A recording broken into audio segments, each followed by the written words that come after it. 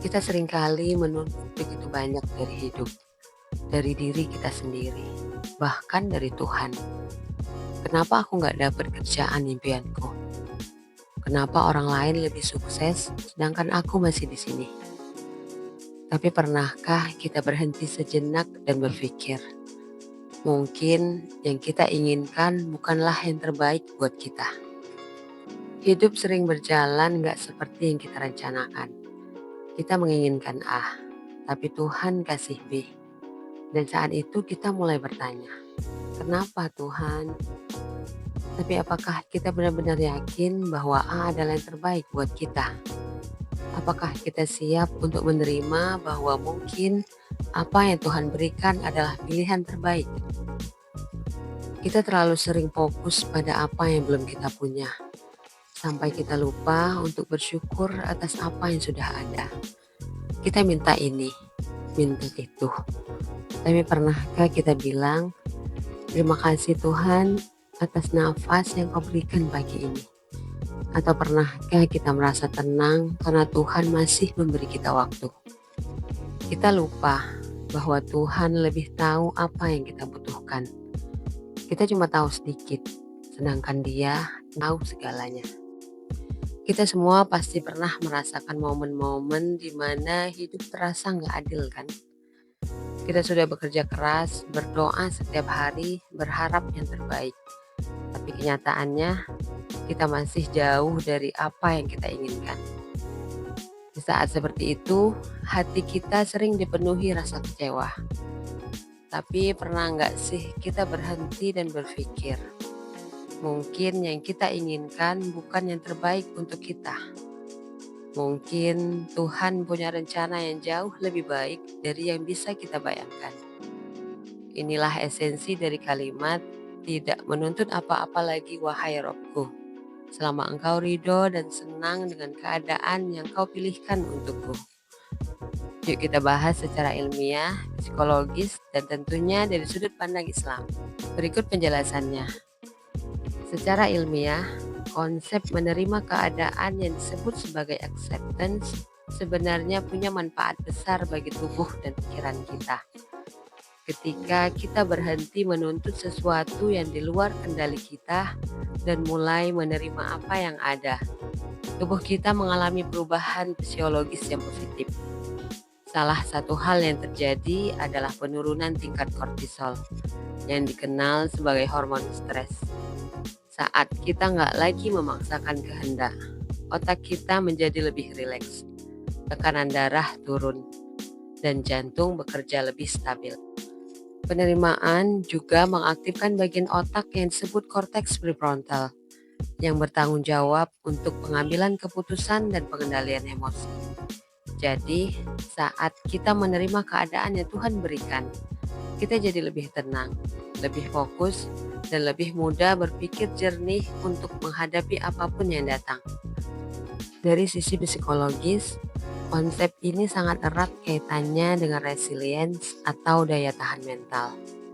Psikolog menyebutkan bahwa salah satu kunci untuk merasa bahagia adalah kemampuan kita untuk menerima kenyataan, baik atau buruk. Ketika kita berhenti menuntut hidup untuk selalu sempurna atau sesuai dengan keinginan kita, beban mental kita jadi lebih ringan. Albert Ellis, seorang psikolog terkenal, pernah memperkenalkan konsep REBT atau Rational Motive Behavior Therapy yang menjelaskan bahwa sumber utama dari stres dan kecemasan adalah tuntutan kita yang berlebihan terhadap dunia. Kita sering berpikir, aku harus mendapatkan ini, aku harus sukses sekarang, dan sebagainya.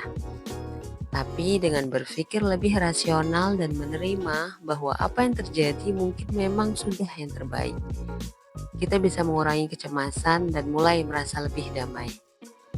Dengan berhenti menuntut sesuatu yang di luar kendali, kita sebenarnya menjaga kesehatan mental kita.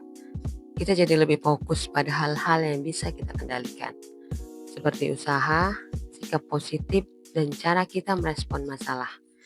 Ini yang bikin kita lebih tahan banting dalam menghadapi cobaan hidup. Dari sudut pandang Islam, konsep ridho atau kerelaan hati atas takdir Allah adalah bagian inti dari iman.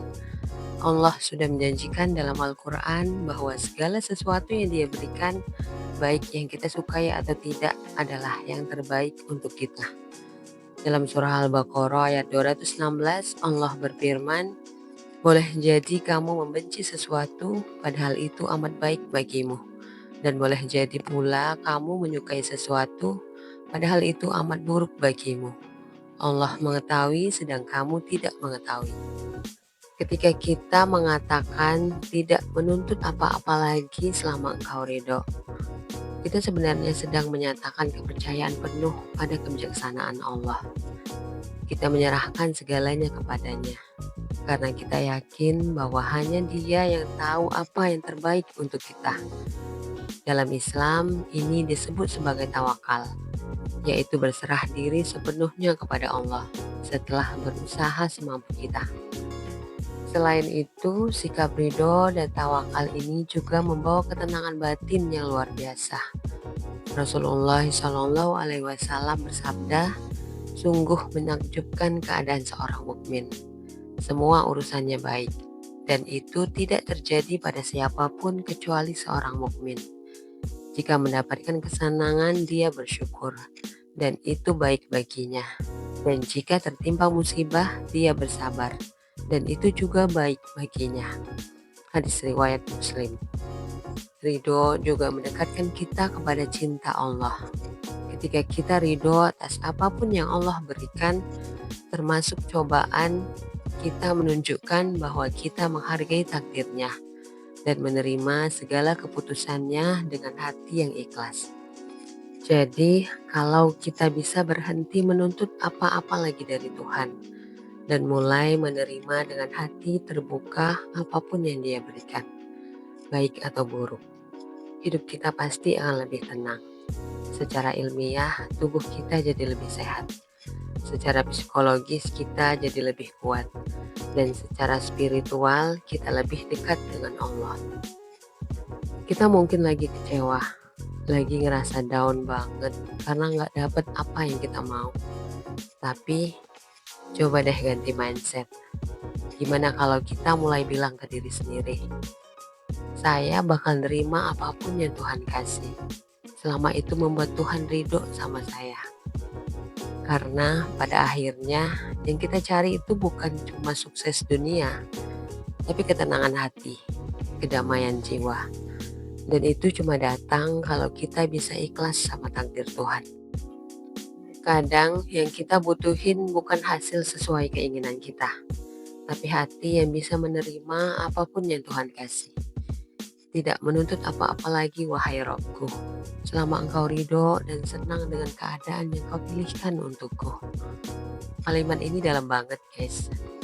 Ini tentang ikhlas, tentang percaya bahwa kalau Tuhan sudah kasih sesuatu, pasti itu yang terbaik.